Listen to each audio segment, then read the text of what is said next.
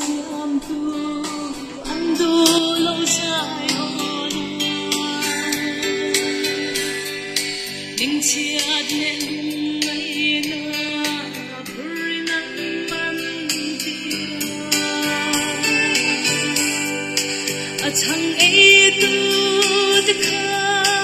dora la chang zo a sun du an dun sui de pui chiar se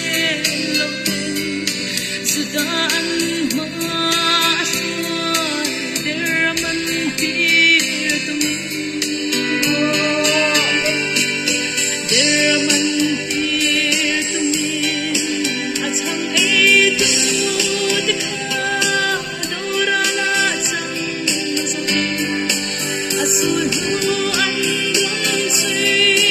de pui chiar se lo suda an ma asoi der man tir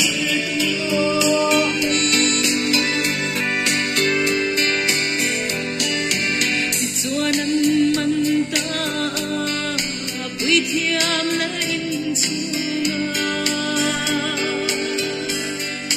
bia thu khir ta kan tiam ding lu khum turin ding lu khum an na te kal palu a chu tin an han denga kisen far zoi zoi ka chandam tu an shoi kalvari lam panin kalvari lam panin ding lu khum an na te kal palu a chu tin an han denga kisen far zoi zoi ka chandam tu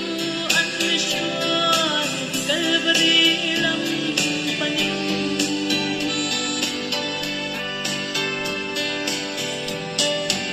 wa thingan lo rem khom kalvari tlam chuma in an lo chher khom kal pa ke an kal an khai ka nge sak me churi ayin anata an chuna chisen let Incoming call. zalalam re suale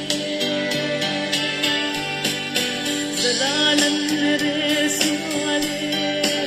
kal an khai ka nge sak me churi Incoming call. zalalam re suale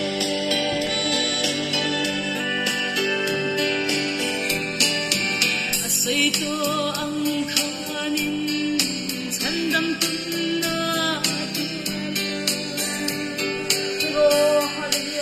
Diam to ang khanin chandam tu pang kan mi